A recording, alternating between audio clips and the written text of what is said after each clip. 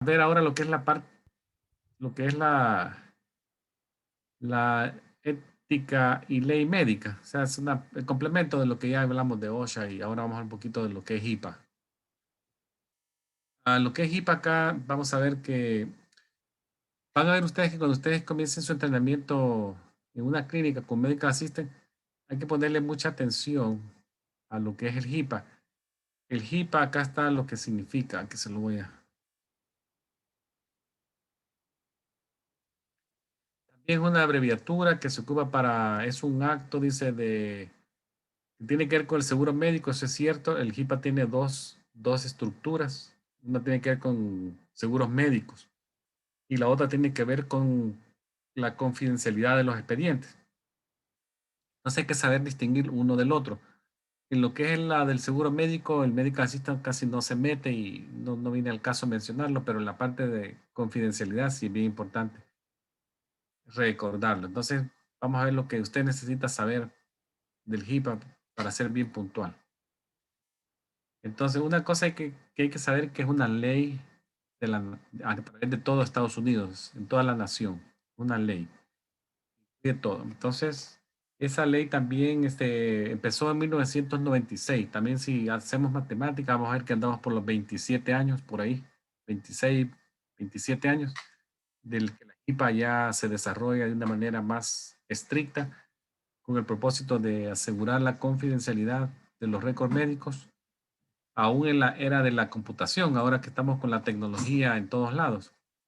La confidencialidad de los expedientes no debe ser vulnerada a pesar de que sea electrónica. Entonces, antes se hacía con el papel, ahora se hace con los medios electrónicos. Entonces, es bueno que usted como futuro medical assistant sepa guardar estos principios de confidencialidad. Entonces, la privacidad, la regla de la privacidad tiene que ser algo muy importante que debe ser protección del paciente, de las informaciones que tienen que ver con lo que es el paciente, ya sean escritos o en electrónico. También hay unos derechos que se deben de conocer de la privacidad de él, ya lo vamos a mencionar. Entonces, las reglas de seguridad, lo que se trata de acá es de mantener la confidencialidad de la información privilegiada de los individuos. La información privilegiada es aquella información que el individuo comparte conmigo, va a compartir con usted, y ya en ese momento se convierte en información privilegiada, de salud, por supuesto. Entonces, ¿cómo lo hace la HIPAA una ley? Entonces, lo que ellos requieren es que esa información quede guardada en forma correcta. Entonces, le piden a los trabajadores de la salud que la protejan en las computadoras, en las laptops, que si se va a levantar la computadora se cierre, no la deje abierta, que la log off, salirse, aunque después cuando regrese se vuelve a conectar. Y esto lo hace a través de creaciones de passwords o claves que sean bien difícil de descifrar. O sea, tiene que pasar que sean fuertes, que no sean sencillas. No ponerle el año a junio 2021 y un asterisco.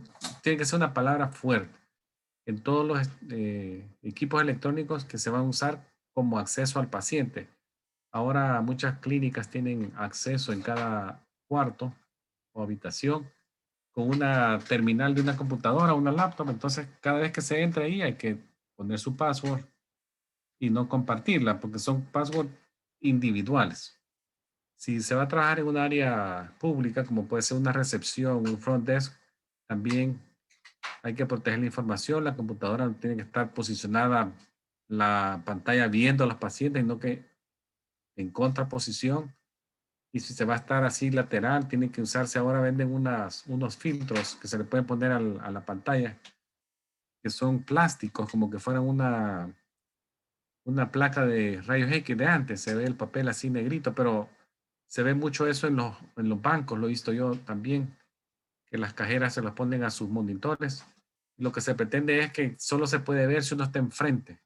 Si usted medio se hace para un lado, ya no se ve la pantalla, se pone oscura, como que fueran lentes de sol. Entonces es una manera de proteger la pantalla de ser vista por otros pacientes. ¿Por qué es eso? Porque no queremos revelar información de paciente, que se vea el nombre de alguien, un resultado de un examen, una dirección, porque eso sería violentar una información confidencial. Entonces, cualquier cosa que se diga, que se escuche, que se haga a un paciente es confidencial.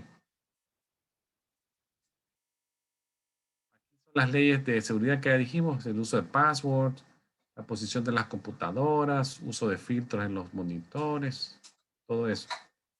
Y no dejar nada sobre los escritorios, que se vaya a ver, nombres, direcciones o diagnósticos o tratamientos.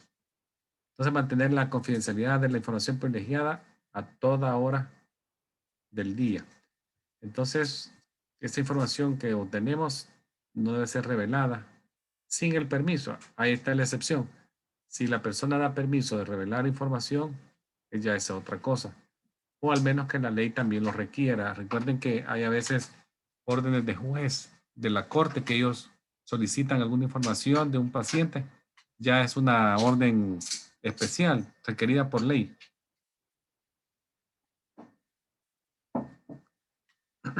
Entonces, ahora veamos el efecto que esta ley de privacidad ha tenido. Dijimos que era una ley nacional, estándar, se aplica en todos lados igual, no es distinta a cómo se aplica, que en New Jersey se aplica distinto a Massachusetts, no, es lo mismo. El objetivo es proteger la información de los individuos. Entonces, cualquier información, dijimos, que se obtenga de un paciente, la conocemos como información o comunicación privilegiada. Pero la salvedad acá es que los pacientes tienen control sobre la información en su récord médico. El récord médico pertenece a la clínica, el físico, así como lo ven en estos papeles. Estos récords pertenecen al doctor, a la clínica, pero toda la información en el récord médico es del paciente. Entonces, si ustedes ven, es una responsabilidad compartida del doctor y los pacientes. Entonces, el paciente tiene control sobre el récord médico, más bien la información del récord médico, y debe saber, pues, debe de hacer decisiones educadas, saber en qué momento él puede liberar una información y en qué momento no. Entonces, le va a dar algunos límites, fronteras de que sí, de que no, de que cuándo, todo eso. En cuanto a esta palabra que se llama aviso, notice, ¿qué es un aviso de práctica? Esto se va a ver mucho en las clínicas, si ustedes prestan atención la próxima vez que vayan. Muchas clínicas en las áreas públicas ponen en las paredes como que fueran unos póster. A veces los tienen hasta en cuadrito ellos, lo ponen en cuadro. Y básicamente lo que se lee dice Notice of Private Practice. Y esto es una forma de decirle al paciente, en general, a todos, de qué manera su información se protege y de qué manera se puede liberar. Y sus derechos, ahí van a estar los derechos también. Ya si el paciente no lo lee, ya es problema del paciente, pero está en la pared. Pero otra forma de hacerle saber al paciente es que se lo dan adentro, ya que está en la clínica, le dan una copia para que la lea y firme de recibido, para que no diga que no se la dieron. Básicamente la privacy rule lo que le dice es todo lo que es su información de salud, cómo puede usar, cómo se puede dar, sus derechos, las obligaciones de la clínica. Entonces, al final, también le dan una opción, que si usted tiene una queja, se puede quejar, no es que no se puede quejar, se puede hacer queja al Departamento de Salud y Servicios Humanos. Entonces, esa organización, todos los estados tienen una de estas y ahí se pueden dirigir las quejas que pueden resultar en el tratamiento de alguien. Entonces, el paciente debe estar sabedor que se puede quejar y cómo contactar a la organización para hacer la queja. Estos son los que yo le digo que pueden ver pegado a una pared. Yo puse pero este es como genérico.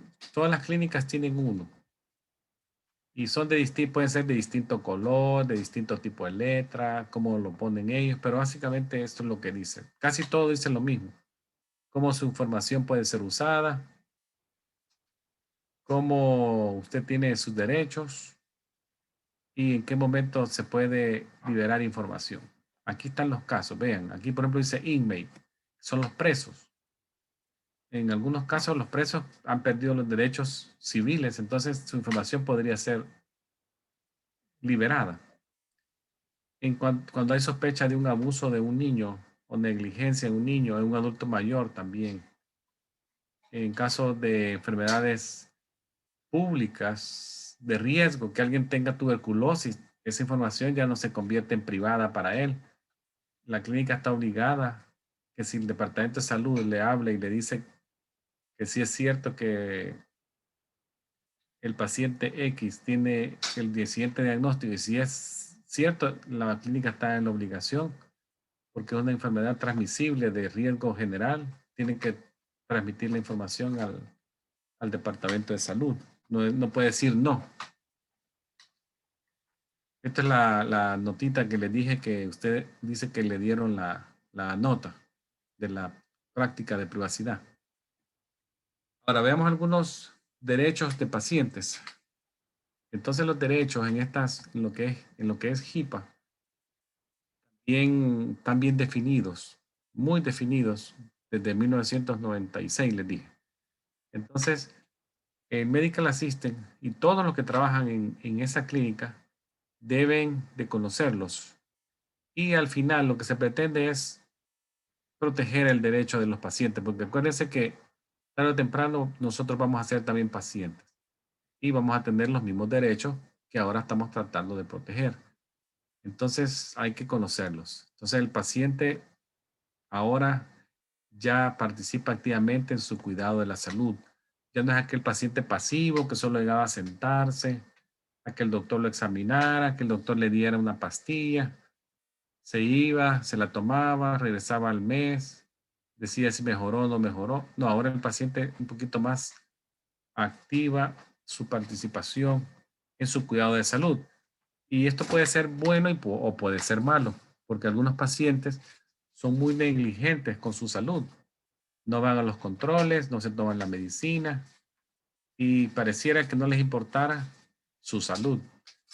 Claro, en algún momento se van a empeorar y ya regresan a la clínica con, con quejas y muchas veces tal vez echándole la queja al doctor o a las enfermeras. Y acuérdense que ya a tiempo el paciente se convirtió en activo, ya no es pasivo, porque eso es la nueva realidad que tenemos con los derechos de los pacientes. Ahora veamos otros derechos.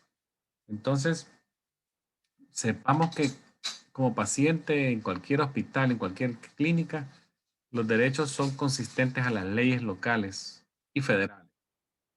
Son algunos de ellos. Por ejemplo, tenemos que el paciente tiene derecho a recibir tratamiento sin discriminación. Y aquí viene la discriminación a qué? Raza, su color de piel, su religión, su género, de dónde es usted originario, si usted tiene disability o no, o si usted puede pagar o no. Eso es un derecho, recibir un tratamiento sin discriminación. Otro es estar informado del nombre y la posición del doctor que lo está viendo en un hospital. Ya no se, ya no se permite que un paciente diga, el doctor vino a las 10 de la noche, no lo he visto, y viene a las 5 de la mañana, 3 días y no sabe quién es. No lo ha visto nunca, no sabe su nombre y nada. Eso ya no. Derecho a estar informado del nombre y la posición del doctor que lo está atendiendo. También tiene derecho a recibir la información pertinente a la toma de una decisión. Aquí vienen, por ejemplo, riesgos posibles de una cirugía, beneficios de la cirugía. Entonces, el paciente tiene que estar informado y tomar una decisión educada en base a lo que le dijeron. No solamente decirle, lo van a operar hoy en la noche, firme aquí, por favor. Este es un consentimiento. Si usted no firma, no lo operan y hay riesgo. No, tiene que explicarle por qué hay riesgo, por qué hay beneficio, cuándo se va a hacer, quién se la va a hacer, a qué hora se le va a hacer, todo eso. También, ya lo dijimos, también tiene derecho a decir no, es a decir no a un tratamiento, a un examen físico, a una observación. Si usted quiere que le retire un familiar de que lo visite, también tiene derecho. Usted puede decir que no, ya que es, como dijimos, participante activo en el cuidado de su salud. Ya no, usted ya solo está viendo desde la orilla del campo, viendo el partido, sino que ahora es jugador, está adentro. También tiene derecho a la confidencialidad y privacidad durante su estancia en el hospital y de su récord médico. Tiene también derecho a recibir una copia del expediente si usted así lo pidiera. ¿Y qué significa eso? Usted puede tener una copia por un precio razonable. Si en algunos casos, algunos hospitales o clínicas le pueden pedir un dinero, pero tiene que ser razonable. Por ejemplo, si son 20 fotocopias de una nota, no le va a pedir $100.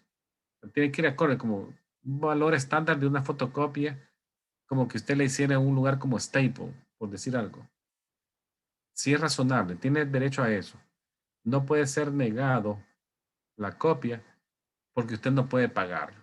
Digamos que le dijeron $10, pero alguien puede no tener $10, pero no por eso no le van a dar la copia. O sea, también eso no se puede hacer.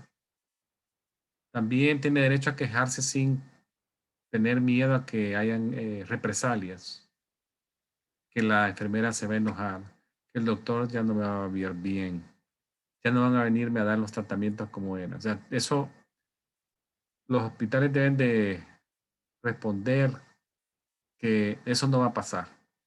Entonces, tiene que haber un representante un representante de la oficina del hospital donde se asegura de que no va a haber represalia por una queja.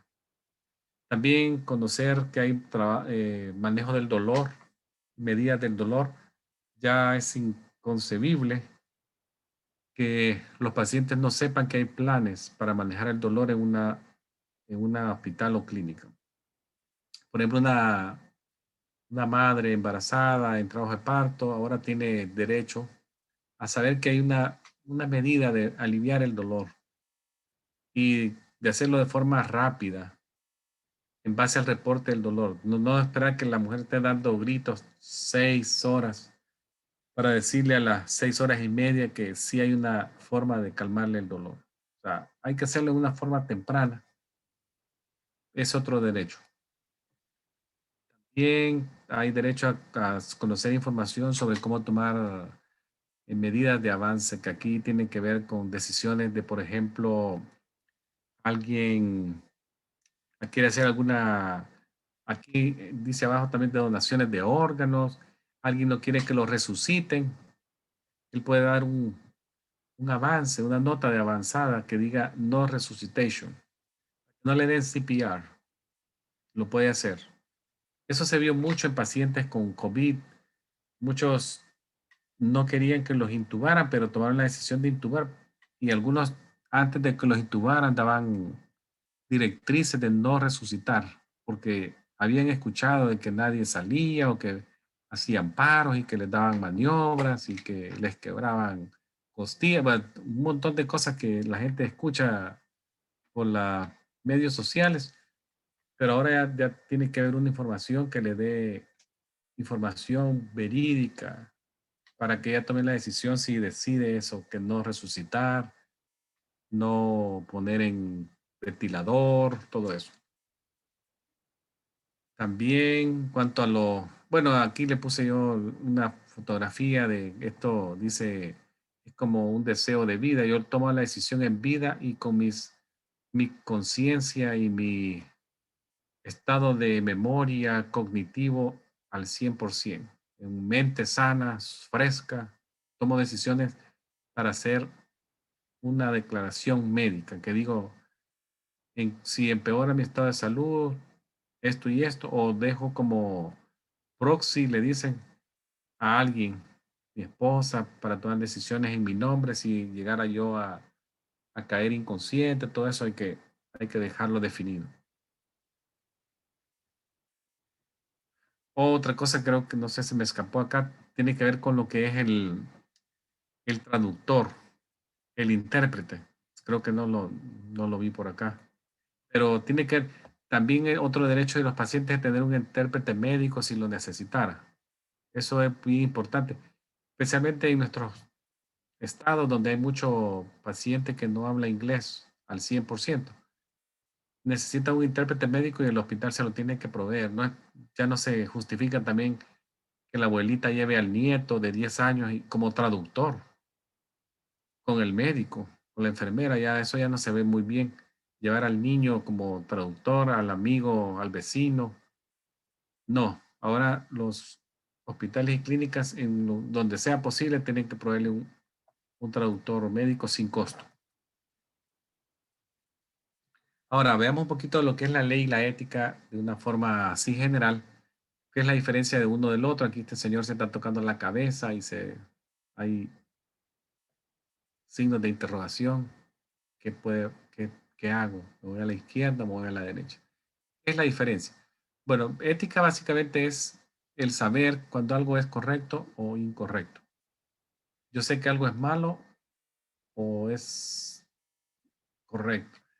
Por ejemplo, usted va en una calle a las 11 de la noche o de 1 de la madrugada y no viene ningún carro ni atrás de usted ni adelante y el semáforo está en rojo.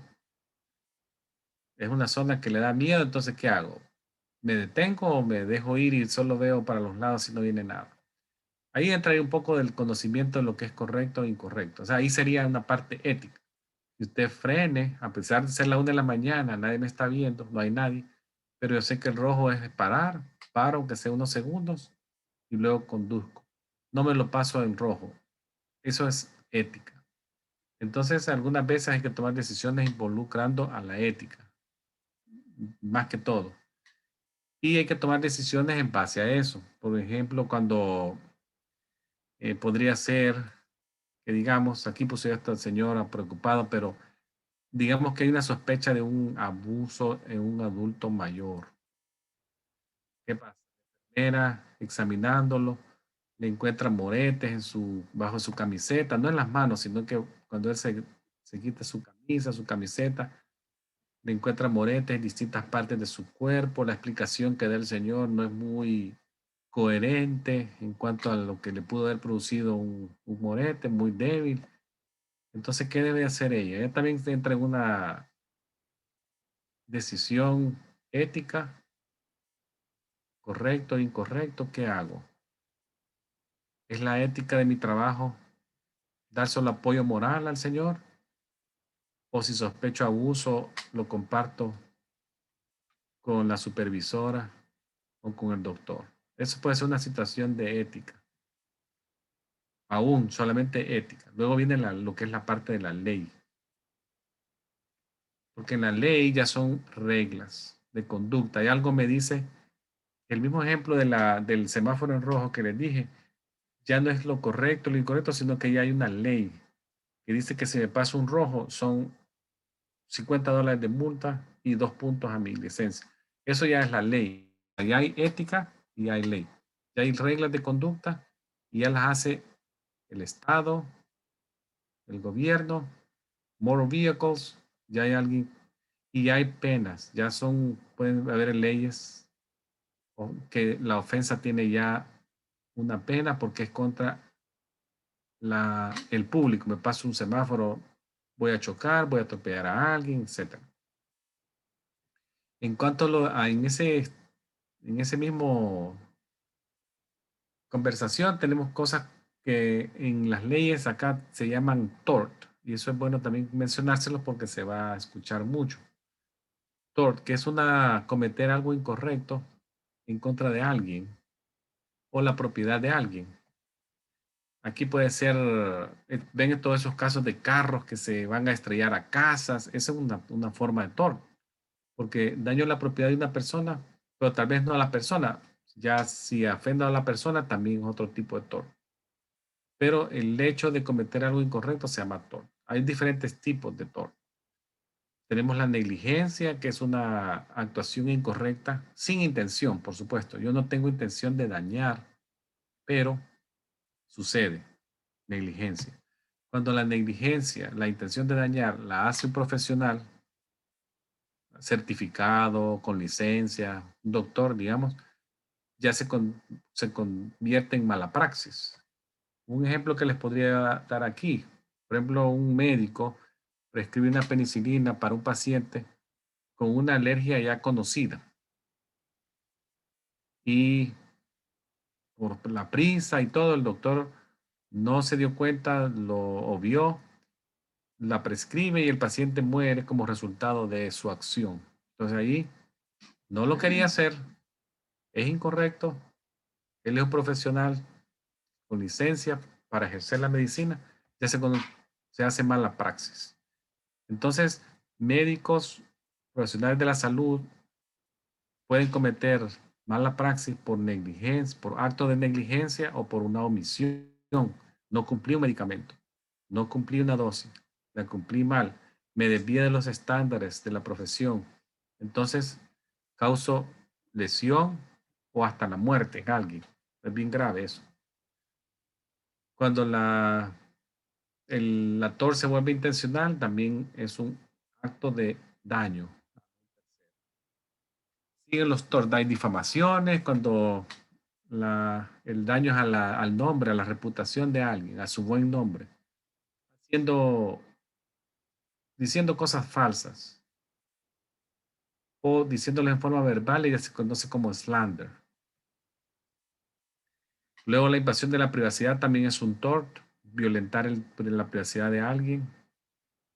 Esto puede ser, recuerden, cuando un expediente se violenta, se deja a la vista o hablo algo en público de una persona, se está provocando un tort, una invasión de su privacidad, a su derecho de privacidad, y ya se convierte en una situación pública, algo que era privado.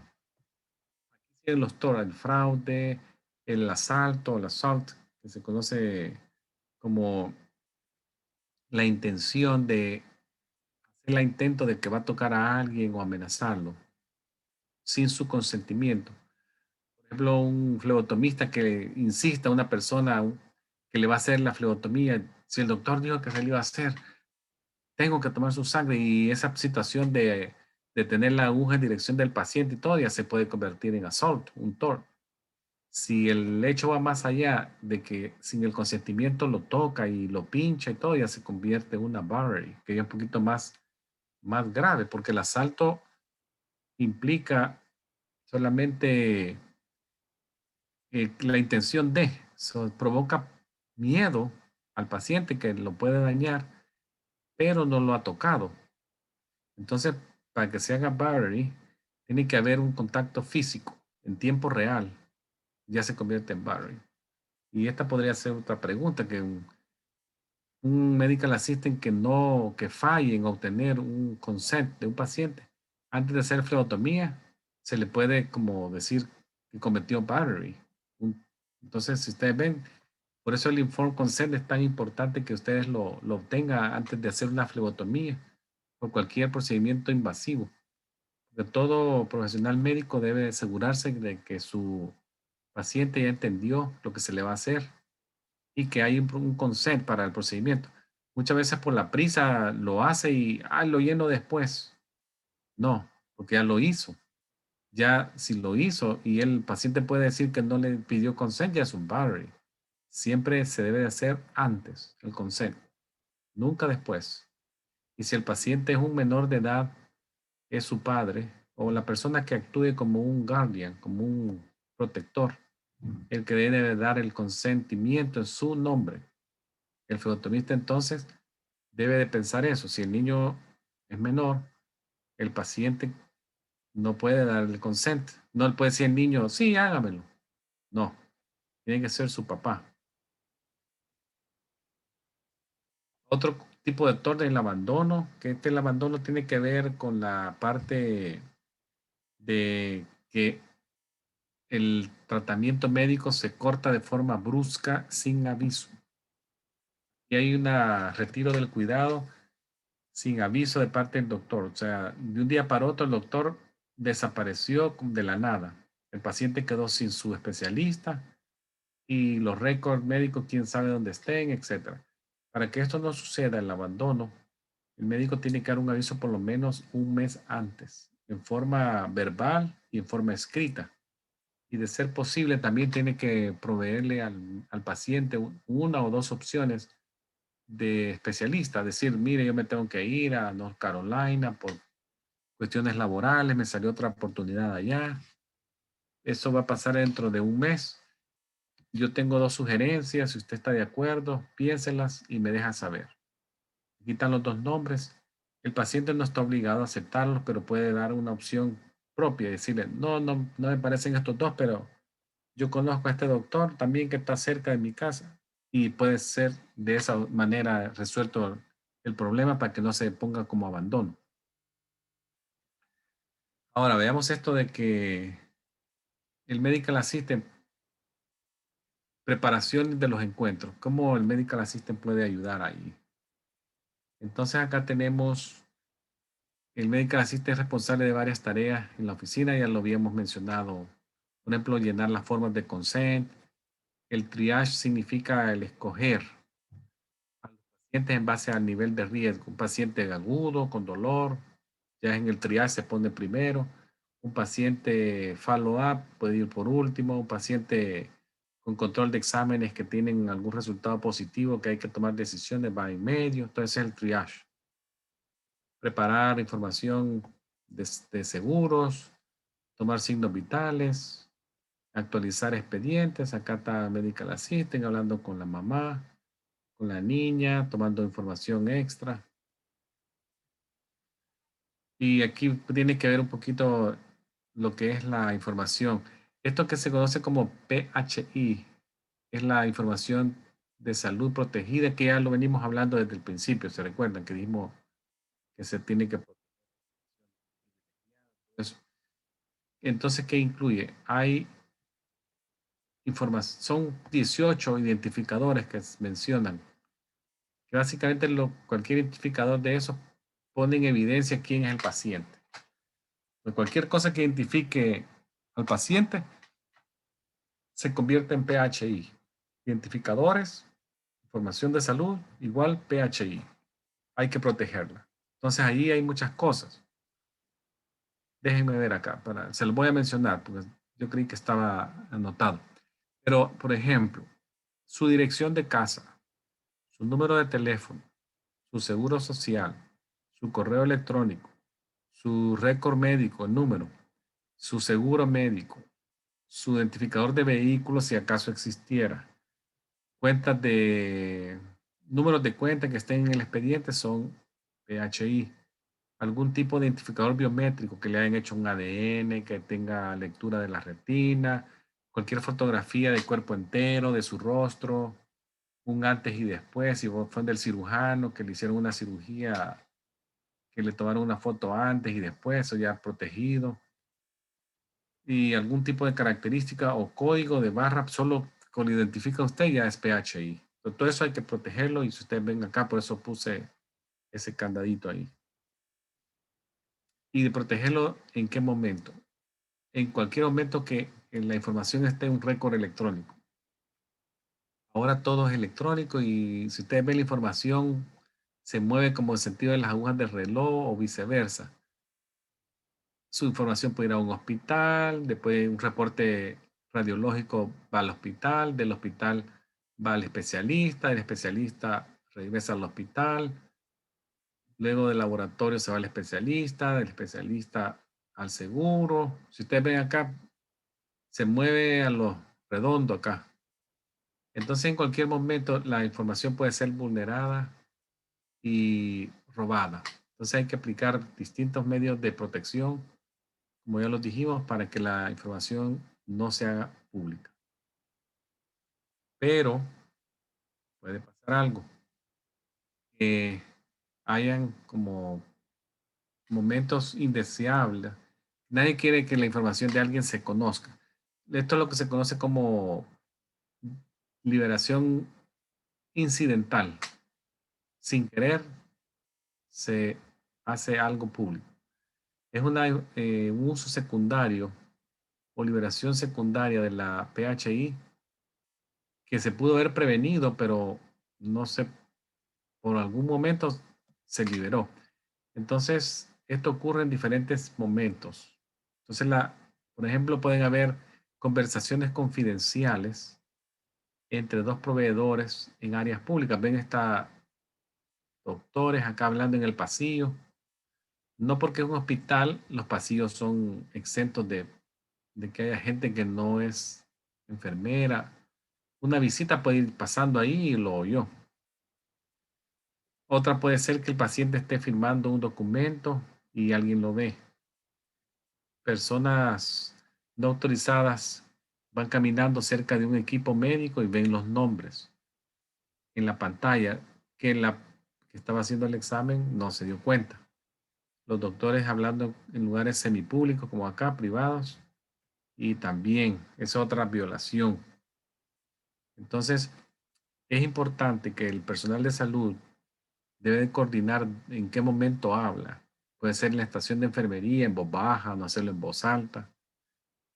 Por ejemplo, también el personal de farmacia no puede estar discutiendo en el teléfono con los pacientes en diagnósticos, medicamentos, ya que otras personas pueden estar esperando que los despache y oyendo todo.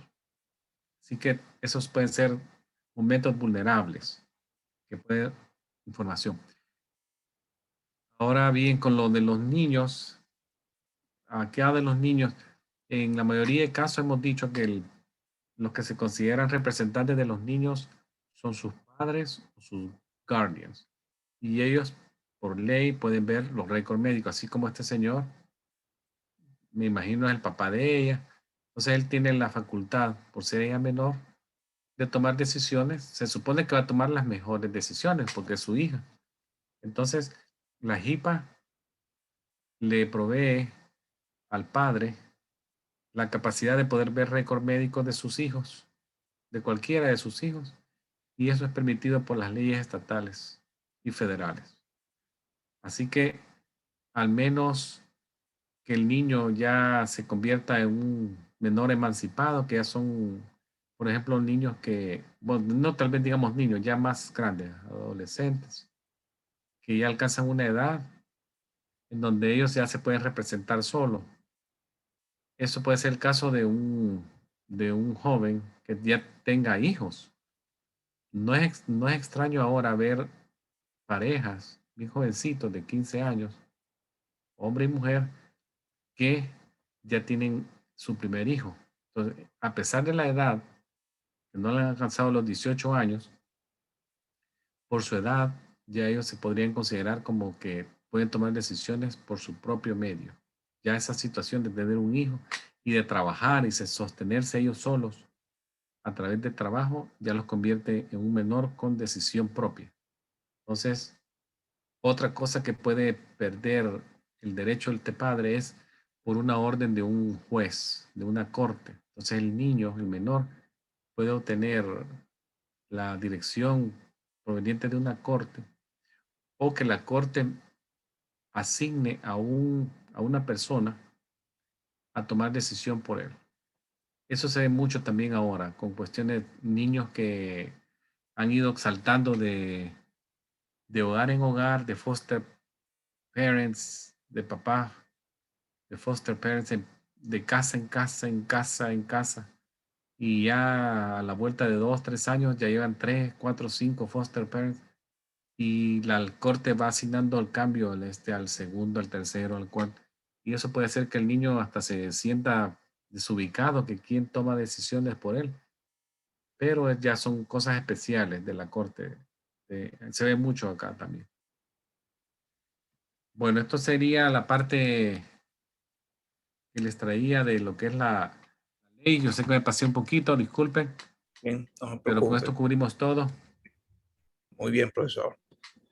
Muchas gracias. Si hay alguna pregunta, pues